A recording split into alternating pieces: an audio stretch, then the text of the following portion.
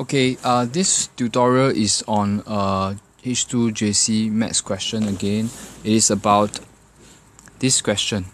So there's a curve C where there is this y equals to x squared plus qx plus 1 over 2x plus 3, where q is a positive constant.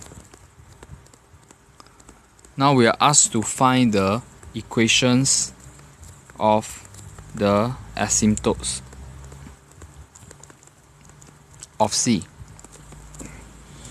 Okay, so to find the asymptotes of C, we have to express the equation in this form, where the highest power of the numerator is strictly smaller than the highest power of the denominator. What do I mean? Just give an example. Let's say if in this case the highest power of the numerator is 2, right, and the highest power of the denominator is 1. So it is not in the required form. For the required form, we need this power, highest power here, to be smaller than the highest power here. So that means what? If the highest power of this is 1, the highest power of the numerator must be 0. That means it must be a constant on top. If the highest power of this bottom is 2, the highest power of the top can at most be 1. So only in that form then can we start to see which are the asymptotes of. And another thing is, okay, here from the denominator we can see what is the vertical asymptote by setting the denominator to equals to 0. Denominator polynomial to be equals to 0. We can find the vertical asymptote. Therefore, 2x plus 3 equals to 0. X equals to 3 bring over becomes minus 3 divided by 2. So x equals to minus 3 over 2 is our vertical asymptote. This is easy to find. From here we can see either if we get a constant here, then it is a horizontal asymptote. But if we get a polynomial, for example, y equals to, if here we have something like x plus 3, then y equals to x plus 3 would be our oblique asymptote or stunt asymptote. First of all, what is an asymptote? Asymptote is just a line on a graph that it's a line in the axis diagram that the graph will not touch. We will approach but we will not touch the graph. So let's see what happens, right? So when we do a long division, okay, I'll just erase this off first. So I try to express it in this form. So first thing I need to do is to do a long division. So x squared plus qx plus 1, if I divide it by x plus 3, in order to get x squared, I must multiply by x to this thing. Doesn't matter this one first. We just make sure that we cancel off the first term. So x times x is x squared. Then I get plus 3x. So x minus x squared is 0 here. And q minus 3 is q minus 3x. And bring down the 1 plus 1. So the next thing is to get rid of this term here. The first foremost term from the left, right? So this term we must get rid. So how to get rid of this term? Basically, oops, I think I changed the question. It should be 2x plus 3. So 2x plus 3, so that means this is wrong. That means this one must be half x. Right. The question is 2x plus 3. So half x, I'll multiply, I will get half x times 2x, we get x squared. Right. Then plus 3 over 2x. 3 over 2x here. So when I minus, I will get x squared minus x squared will be 0 plus q minus 3 over 2 x, correct? And 1 minus 0, so 1. So this part, right, in order to get rid of this thing, I must put plus. I first divided by 2 first. In order to cancel away with this 2, I divided by 2. And then in order, there's only one x, so I will not have any x here. So in order to get his, and I want q minus 3 over 2, so I'll put q minus 3 over 2 on top. Right, I just extend this line. So q minus 3 over 2, when it over 2 multiply to this, we'll get to this term, right? Correct. So bottom would be minus q minus 3 over 2 x plus 3q minus 9 over 2. We multiply the 3 to the top, right? And over 2. These 2 come from here, right? And so what is the remainder? The remainder would be my 1. This will cancel with this, so it becomes 0. So 1 minus 3q minus q over 2 over 2. Right, that will be my remainder. So I gotten my this one. How do we put it back into this form? So the remainder will go on top here. Quotient will go here. And sorry, this is the divisor. Divisor will go to divisor here will go to here, and the quotient will go to here. Right.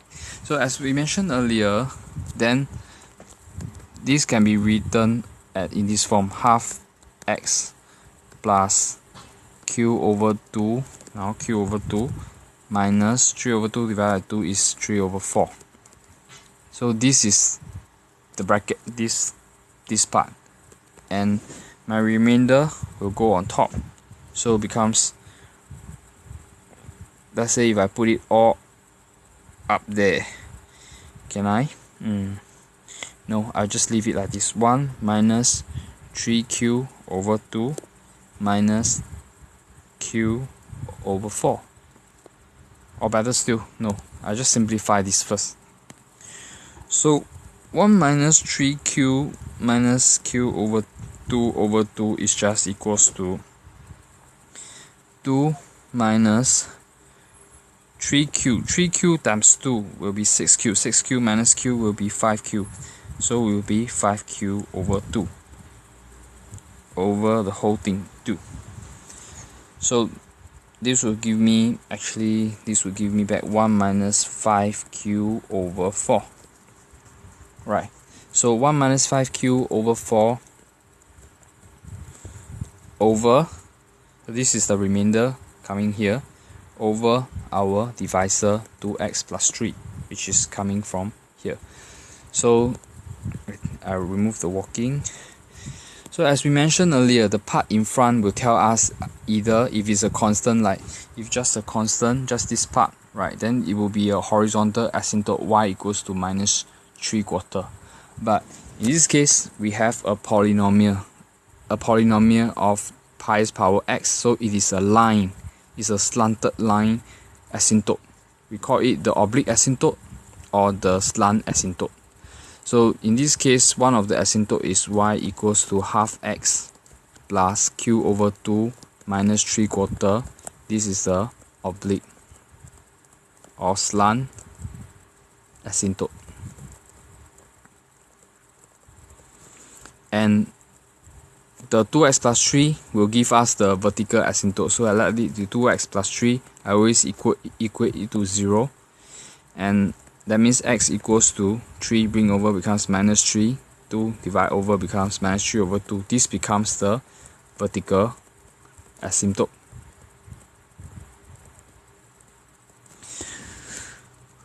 Therefore, we answered the part 1 of the question, right? And then the next part of the question asks us to,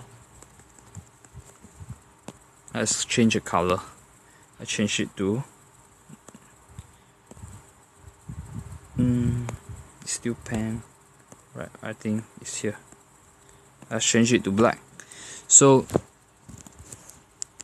now the next part of the question asks us, give me a minute. Next part of the questions tell us to find Q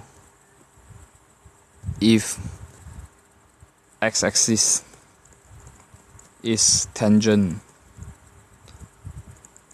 to C. Now if the x-axis is tangent to C, that means in this curve there will be a point where y equals to 0, because y equals to 0 is the x-axis. That means this curve will touch the x-axis. That means my x square, because once the numerator is 0, the whole thing is 0. So my x square plus qx plus 1 has to be 0. And then I will know that, okay, in order for this equation, this graph to touch the x-axis, just because it's a tangent means the graph just touch and go.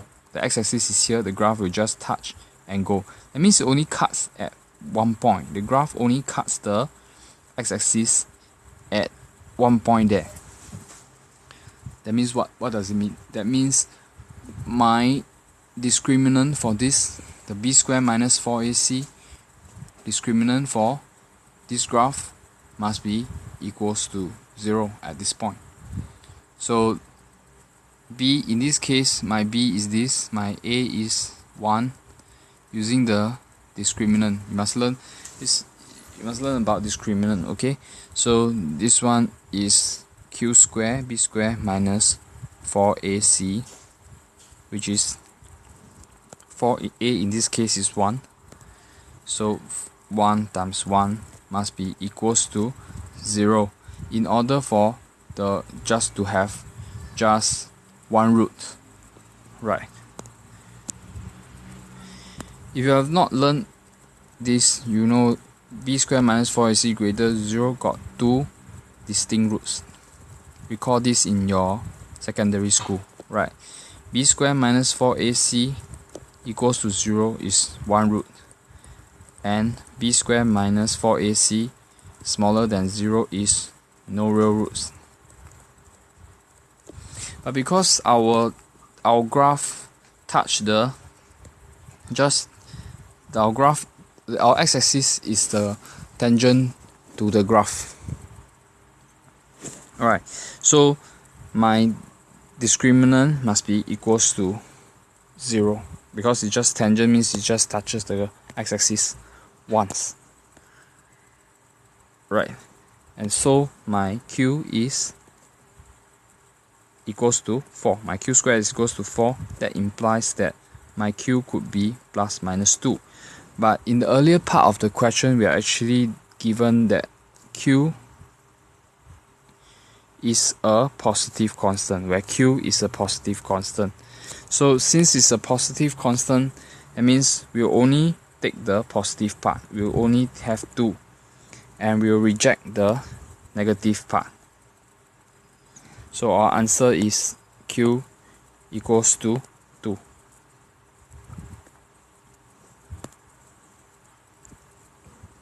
Now we go to the third part of the question, where they say, part 3, where they say sketch C for case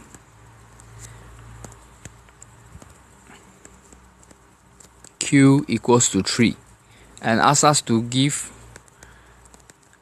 exact coordinates of points of intersection of C with x-axis. So just now our graph was y equals to x squared plus qx plus 1 over 2x plus 3, and we have already changed it to the form this. So becomes y equals to half x plus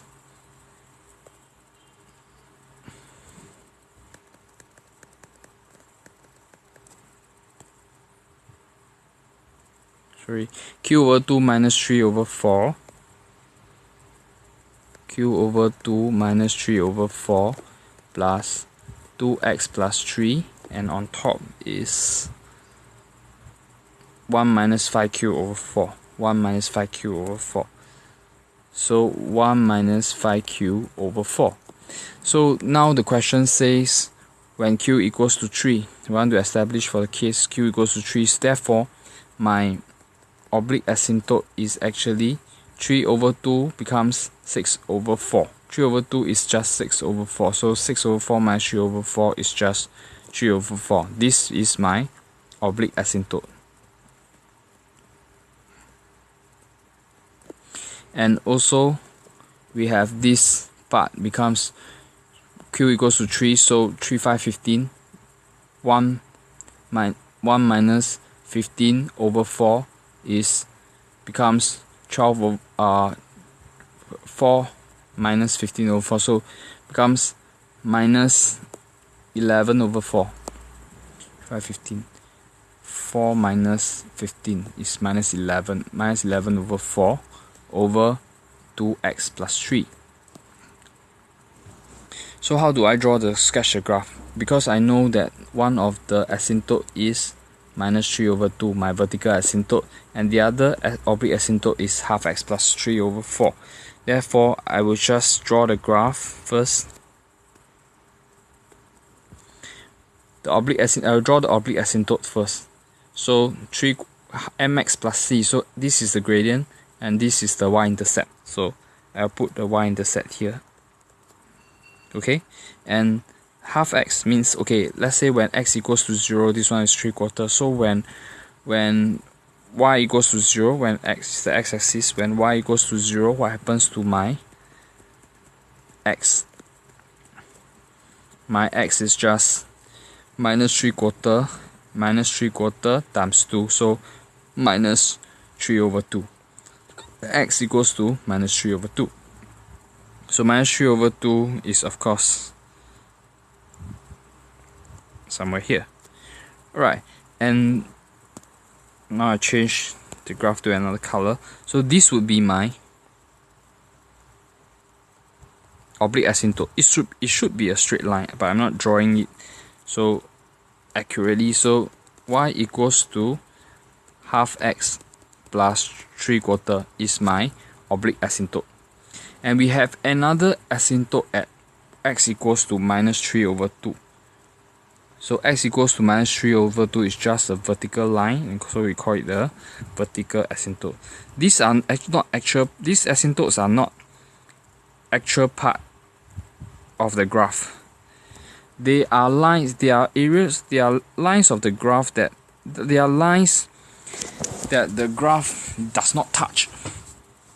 So you see our graph should be in this area, right? Either inside here or outside here. So how do we know where is it? So we'll just substitute x equals to 0 inside and see what happens. So when x equals to 0, this is that means this is what? When x equals to 0, this thing becomes y equals to 0, 0, so it becomes 1 and 1/3.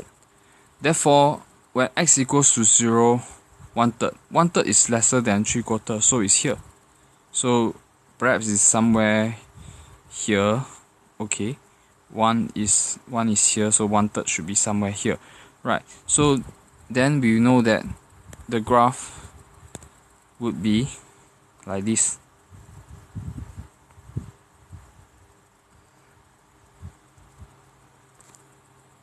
Is it a good graph? No. Just rub it off. So let's say 1/3 is somewhere here. Right. So we'll graph our graph this way. The graph will try to approach the asymptote. It will approach the asymptote. It will go so close to the asymptote that it's almost touching. If we allow the graph to go further, it will almost touch the asymptote, but it won't touch it. It will almost touch, but it won't touch. Alright, so maybe I'll use a different color to make it more obvious. Maybe I'll use a red color. So this would be my actual graph.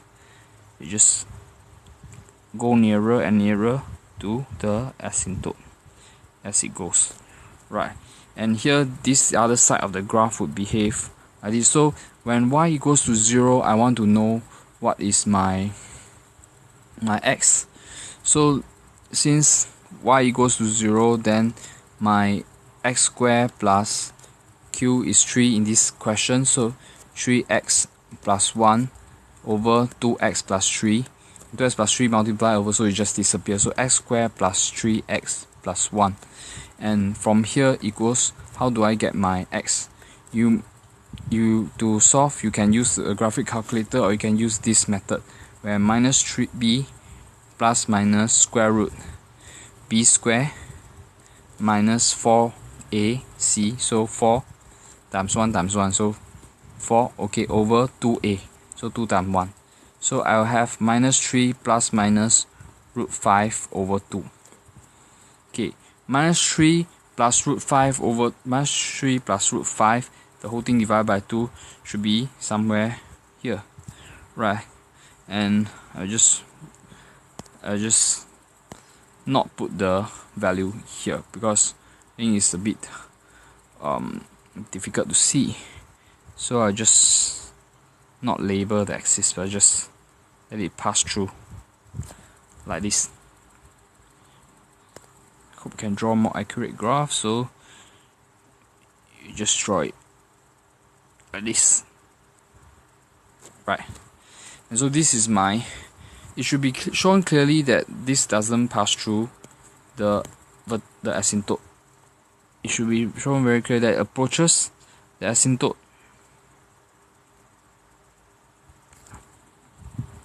but doesn't cut the asymptote.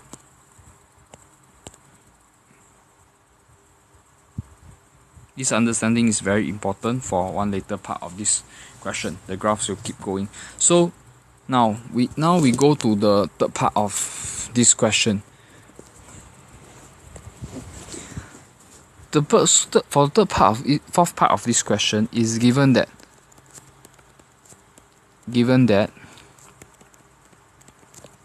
so for all values of lambda, which is a constant, okay, this lambda is a constant, the line y equals to lambda x plus 3 over 2 lambda plus half q minus 3 passes through the point of intersection of asymptotes of C. Right, so just understand what this part means first, so we go back to the previous graph. It is said that there's a line with a certain equation. It passes through the intersection point of the asymptotes of C. So this is this part. Oh, maybe I use a green line to indicate. So this point here is the intersection point of the asymptotes of C. Right, this point. The line passes through it, okay? So, what do they want? So they say, use these results and with the diagrams I've drawn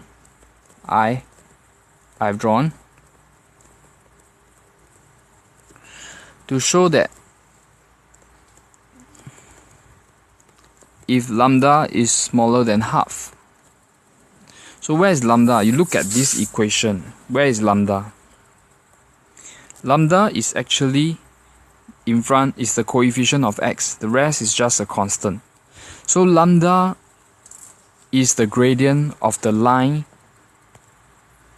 that passes through this point. So the line passes through this point, and lambda is its gradient, right? So to show that if lambda is smaller than half, then the equation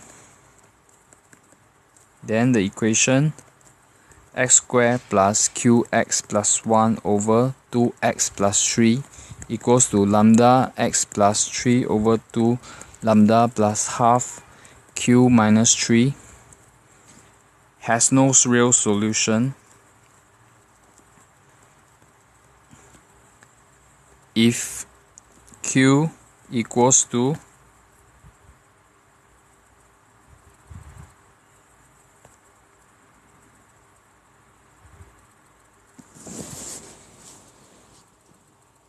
if q equals to 2. Right. Has no real solution if q equals to 2. But has two real solution. But has two real distinct solutions if q equals to 3. So let's take a look at this, what this means, right? So this equation is exactly this equation that we have earlier. It is the equation of the graph we have over here, correct?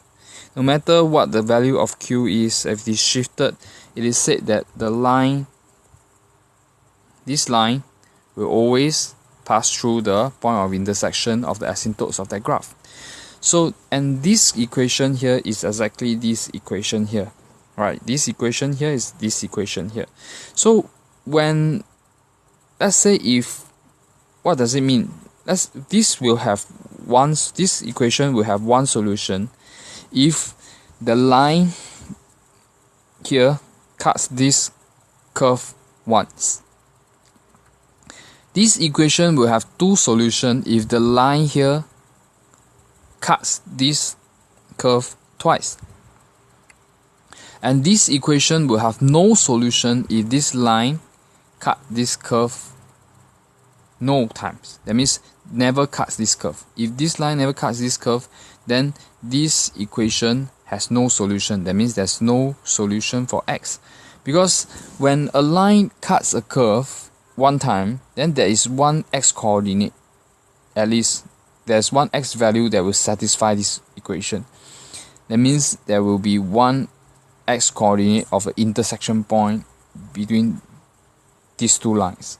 But now we show that there's no real solution if q equals to 2. Okay, so if q equals to 2, what does it mean?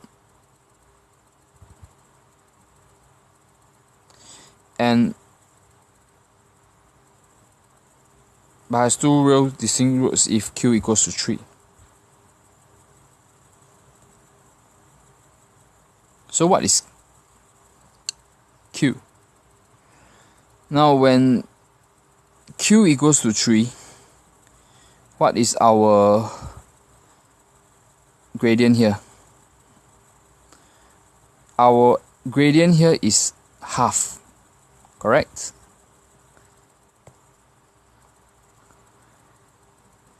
Let's say our gradient here is half and the gradient of the line is less than half. Our gradient here is half and the line is less than half. That means the line, actually, if there is a line I draw, let's say if I use a green line to represent that line that passes through the asymptotes, this line, right? If q is equals to 3, it will be this curve, and this line will have gradient less than half because lambda is less than half. Lambda is less than half, and the equation of this line is lambda x plus 3 over 2 lambda plus half q minus 3. So the gradient is lambda. So if lambda is less than half, then is gentler than this line, than this asymptote. So it will cut the curve twice, once here and once here. So shown graphically, we have shown that if q equals to 3, and then when lambda is smaller than half, the line cuts this curve twice. But let's say when what happens when q equals to 2? Now when q equals to 2, what is our oblique asymptote? When q equals to 2, our oblique asymptote is equals to, when q equals to 2, our oblique asymptote is y equals to half x. 2 over 2 is 1, 1 minus 3/4 is 1/4. So this line will be our oblique asymptote. Okay?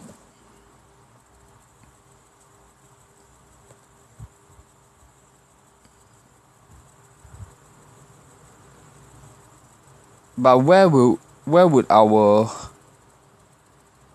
graph be? You see? Let's try to draw this q equals to 2 graph. I'll erase this part. When q equals to 2, what is our graph? It will look like this.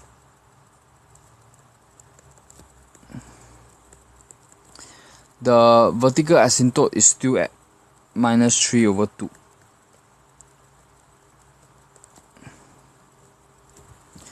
But our oblique asymptote would be at half x plus 1/4. That means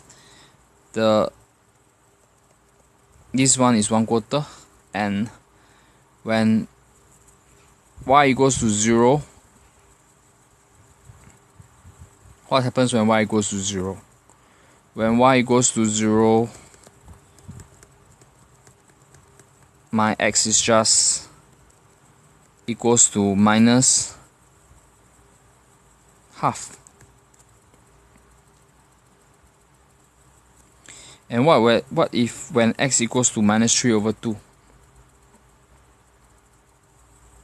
So minus half will be somewhere here. Right. So my my oblique asymptote would look like this. Correct?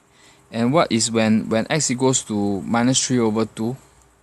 So y equals to half times minus 3 over 2 plus 1/4 will give me minus 3/4 plus 1/4 is minus 2/4, which is equals to minus half. Right. So I would have minus half over here. Right, in order not to confuse, I shouldn't put the dotted line. That's not an oblique asymptote. So here we'll have a point minus half 1/4. This is the intersection point. So the line would be here, and where would our graph be? So when x equals to 0, and this is the line this is the equation of just now. When I was doing this and this, I'm using the oblique equation of the oblique asymptote, because I want to draw the oblique asymptote. Now I need to draw the graph. Right, now I need to draw the graph. So I want to see when x equals to 0, that means on the y-axis, what is my y-intercept. Let's change all this to 2 first, it's easier to see. Right, so if I change all this to this q to 2, it will be y equals to x squared, because I'm now drawing the case where q equals to 2, and plus 2x plus 1 over 2x plus 3. So when x equals to 0, that means my y is 1/3, and 1/3 is on top of 1/4. The 1/3 is somewhere here, right? And therefore, and I know that from just now we know that x-axis is a tangent when q equals to 2, so it has to be touching the x-axis and turning up, right? And that means for this part of the graph it will look like this.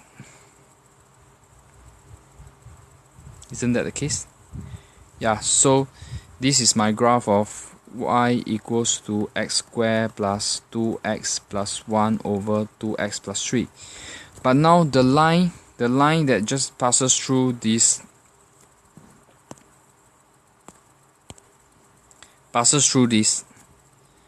okay, what is my oblique asymptote? My oblique asymptote is still half x plus 1/4, right? So this is y equals to half x plus 1/4, meaning the gradient of this asymptote is actually half. But now